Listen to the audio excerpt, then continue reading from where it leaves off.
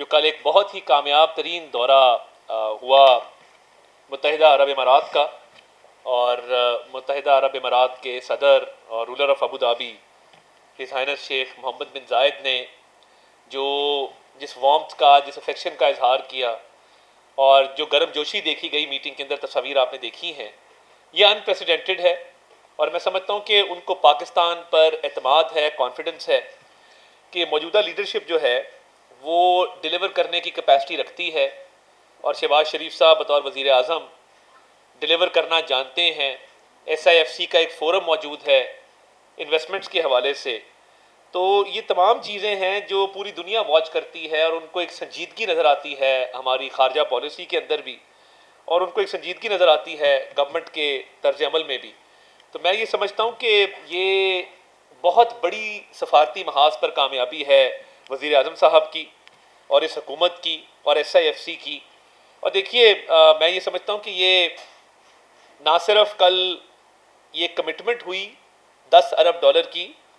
अगर आपने UAE की, जो मुत्तहिदा अरब इमारात की ऑफिशियल न्यूज़ एजेंसी है, अगर आप उसका प्रेस रिलीज़ का मुशाहिदा करें तो उन्होंने लफ्ज़ एलोकेट इस्तेमाल किया है कि वी हैव एलोकेटेड $10 बिलियन। यानी उन्होंने ये कहा है कि हमने 10 अरब डॉलर मुख्तस कर दिए हैं पाकिस्तान में सरमायाकारी के लिए। अब इशू ये है कि हमारे जो मुखालफीन हैं उनको ये बात हज़म नहीं हो रही कि इतने कामयाब दौरे हो रहे हैं, सफारती महाज पर इतनी कामयाबियाँ मिल रही हैं, जिस मुल्क भी जाते हैं वहाँ से एक मुस्बत जो है वो पेशरफ देखने में आती है, और सफारती महाज पर एक के बाद एक जो है वो कामयाबी नसीब हो रही है। इससे पहले जब SIFC नहीं था तो जो पाकिस्तान में इन्वेस्टमेंट आती थी उसका तरीक़ेकार ये था कि मुख्तलिफ डिवीजन्स, मिनिस्ट्रीज और डिपार्टमेंट्स में हर इन्वेस्टर को जाना पड़ता था, और कोई एक वन विंडो ऑपरेशन नहीं था कि जहाँ पे तमाम सहूलियात मुयसर हों, जहाँ पे तमाम मामलात जो हैं वो डिस्कस किए जा सकें और तमाम मामलात पर सहूलत हासिल हो गैर मुल्की इन्वेस्टर्स को। अब देखिए, ये 10 अरब डॉलर का जो मुख्तस किया गया है ये सरमायाकारी के लिए मुख्तस किया गया है। और शहबाज शरीफ साहब बतौर वज़ीर आज़म जहाँ भी गए हैं उन्होंने कहा है कि हमें ना एड चाहिए ना लोन चाहिए, हम बिल्कुल कोई माली इमदाद ना लेना चाहते हैं ना लेने आए हैं।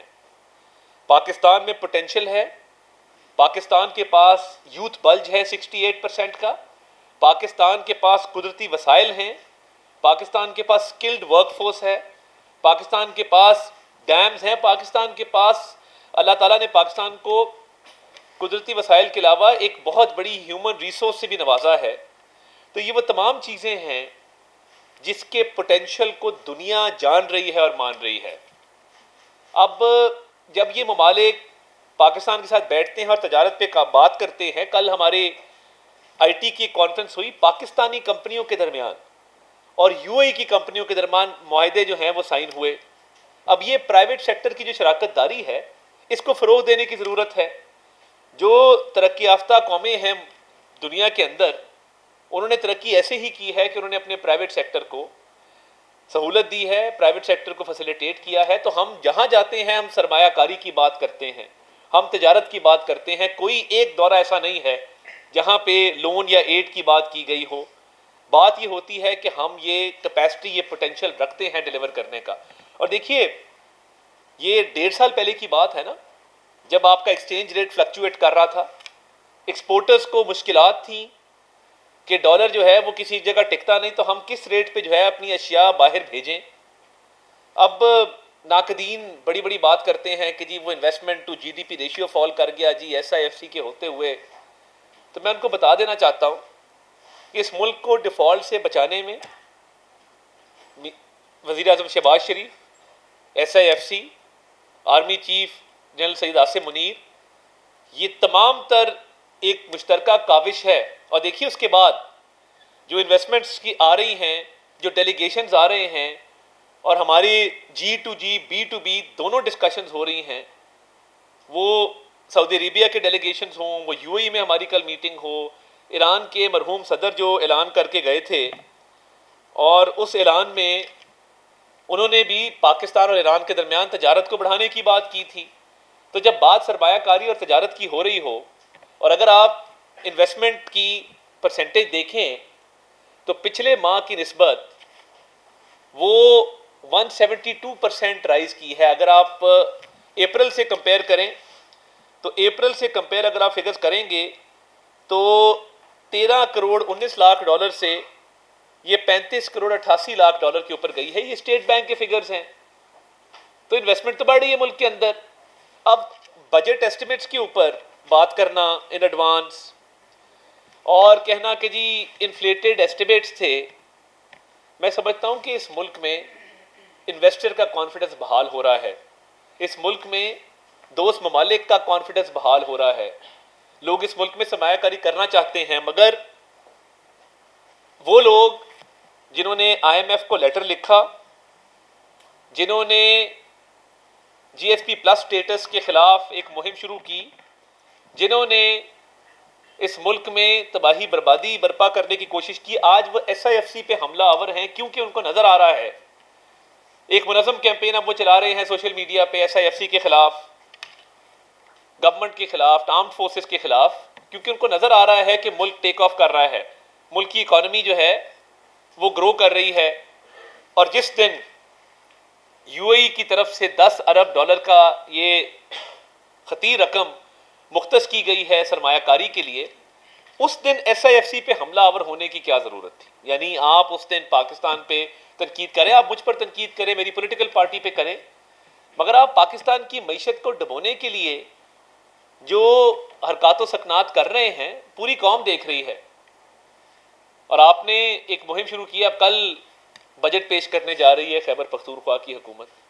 तारीख में कभी ऐसा नहीं हुआ कि फेडरल गवर्नमेंट के बजट से पहले सूबाई हुकूमतें अपने बजट दे दें। और उसकी वजह यह होती है कि फेडरल गवर्नमेंट ने बाकायदा बजट एस्टिमेट्स देने होते हैं कि हमारे रिसीवेबल्स कितने हैं, और उसमें से परसेंटेज सूबों को जाती है। अब ये कर ये रहे हैं अवाम को धोखा देने के लिए और एक सियासी कैंपेन चलाने के लिए कि हम जी पहले बजट पेश कर देंगे और करेंगे ये कि जो 14% जाना है KPK के सूबे को, उसका एस्टिमेट खुद इसका तयन कर लेंगे। यानी जो 14% किस रकम का जाना है उसका तयन वफाकी हुकूमत ने करना है, वजारत ख़जाना ने करना है, और वो बजट का हिस्सा होगा जिसमें से आप ये चीज़ अखज़ करेंगे और इसको अंडरस्टैंड करेंगे कि जी ये टोटल हुजम है जिसमें से 14% KPK के सूबे को जाएगा। आप करेंगे ये, कल ये बजट पेश करेंगे, फेडरल गवर्नमेंट का भी बजट एस्टिमेट खुद लगा लेंगे कि इतने ट्रिलियन है, इतने ट्रिलियन का हमें 14% दिया जाए। इस मुल्क में क्या कोई आइन नहीं है? क्या कोई कानून नहीं है? क्या कोई निज़ाम नहीं है कि आप फेडरल गवर्नमेंट का भी बजट एस्टिमेट खुद बनाने जा रहे हैं और उसका 14% अपने लिए खुद डिक्लेयर कर रहे हैं? यानी जज, ज्यूरी और एग्जीक्यूशनर आप खुद बनने जा रहे हैं। देखिए ये हुकूमती मामलात हैं। आप की बहुत महारत होगी पॉलिटिकल एक्टिविज्म के अंदर, आपकी बहुत महारत होगी अग्रेसिव पॉलिटिक्स के अंदर, मगर जब आप SIFC की बात करते हैं तो शायद आपको स्पेशल इन्वेस्टमेंट फैसिलिटेशन काउंसिल के स्पेलिंग भी ना आते हो, लिखना भी ना आता हो कि SIFC what does it stand for. और आप चले हैं यहाँ पे फेडरल गवर्नमेंट के बजट एस्टिमेट का खुद तयन करने और उसकी बुनियाद पे खुद ये डिक्लेयर करने कि इतना हिस्सा हमारे सूबे का बनता है। वफाक और इकाइयों को इकट्ठे मिलकर चलना है। SIFC पाकिस्तान की लाइफलाइन है। आपने एक शख्सियत को अपनी रेड लाइन डिक्लेयर किया था, हमारी रेड लाइन SIFC है जो वज़ीर आज़म की क़यादत में इस मुल्क में सरमायाकारी लेके आ रही है, इस मुल्क की मईशत को इस्तेहकाम दे रही है, इस मुल्क के अंदर फॉरेन इन्वेस्टर्स के लिए एक साजगार माहौल पैदा कर रही है। हमारी लाइफ लाइन, हमारी रेड लाइन इस मुल्क की इकॉनमी है और इस इकॉनमी से लिंक्ड करोड़ों लोगों का रोजगार है। इस इकॉनमी से लिंक्ड महंगाई का खात्मा है। इस इकॉनमी से लिंक्ड पाकिस्तान की यूथ के लिए एक रोशन मुस्तकबिल है। इस इकॉनमी से लिंक्ड पाकिस्तान का एक्सपोर्ट्स का इजाफा है, पाकिस्तान के ज़र मुबादला के ज़खायर का इजाफा है। ये हमारी लाइफ लाइन्स हैं, ये हमारी रेड लाइन्स हैं जिनको आप क्रॉस किए जा रहे हैं। और आप सिर्फ सियासी नारेबाजी के लिए, शोबदाबाजी के लिए, सिर्फ सोशल मीडिया पे पोस्ट लगाने के लिए, वाह वाह करवाने के लिए ऐसे इकदाम उठा रहे हैं जिनका आइन और कानून से कोई ताल्लुक नहीं है, सिर्फ लोगों को बेवकूफ़ बनाने के लिए कि मैंने अपना काम कर लिया था, ये फेडरल गवर्नमेंट हमें पैसे नहीं दे रही। ये क्या तरीका है, ये क्या तर्ज अमल है? आपका क्या ख्याल है कि आप SFC पे अटैक करेंगे, आप वज़ीर आज़म के खिलाफ, आर्मी चीफ के खिलाफ कैंपेन्स चलाएंगे और SFC को बदनाम करने की कोशिश करेंगे तो आप कामयाब हो जाएंगे?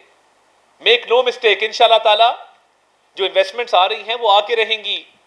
जो फॉरेन इन्वेस्टर्स पाकिस्तान के अंदर इन्वेस्ट करना चाहते हैं उसके हम जामिन बनेंगे, उन इन्वेस्टमेंट्स को इंश्योर करेंगे, इस मुल्क में एक आम आदमी की ज़िंदगी को बेहतर करने के लिए इकदाम करेंगे और ये बेहतरी की तरफ जाता हुआ मुल्क सबको नज़र आ रहा है। इसलिए एक सूबे के वज़ीर आला इस माहौल को ख़राब करना चाहते हैं। वो चाहते हैं कि इस मुल्क के अंदर तबाही बर्बादी फैले।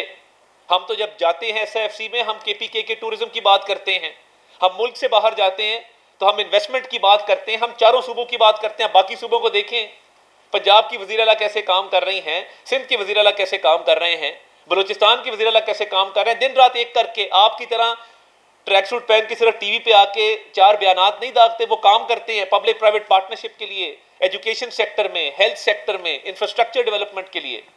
और आप हैं कि आप सिर्फ और सिर्फ तबाही बर्बादी की तरफ मुल्क को ले जाना चाहते हैं। इसकी इजाज़त नहीं दी जाएगी और हम मुत्तहिद होके KPK के अवाम के लिए भी उतना ही काम करेंगे जितना बाकी सूबों के अवाम के लिए करेंगे। मगर आपकी ये जो एक कोशिश है, एक साजिश है कि आप टाइम से पहले चीज़ों को एक और तरफ ले जाएं और फेडरल गवर्नमेंट की भी बजट एस्टिमेट खुद आप उसका तयन कर दें। अगर आपने आइन की खिलाफ वर्जी करनी है तो फिर आपकी कोई जगह नहीं है यहाँ हमारे पास। हम अब आवाम से डायरेक्ट राब्ते में रहेंगे, उनकी फलाह बहबूद के लिए काम करेंगे। मगर ये महाज़ाराई आपके नुकसान में है, आपकी ज़ात के नुकसान में है, इससे और किसी का कोई नुकसान नहीं होगा। और इंशाअल्लाह ताला SFC के तहत जो आगे इन्वेस्टमेंट्स आनी हैं उस पर भरपूर काम हो रहा है। जाम कमाल साहब UAE के फोकल पर्सन हैं, मुसद्दिक मलिक साहब सऊदी अरेबिया के फोकल पर्सन हैं, वहाँ की कंपनीज के साथ, वहाँ की गवर्नमेंट के साथ मुसलसल राब्ते में हैं और एक रोशन मुस्तकबिल जब नज़र आ रहा है तो इसमें एक सियासी जमात जो रखना डालने की कोशिश कर रही है, ये बात याद रखिएगा कि वो टाइम के साथ साथ वो इररेलेवेंट हो जाएगी इंशाअल्लाह ताला।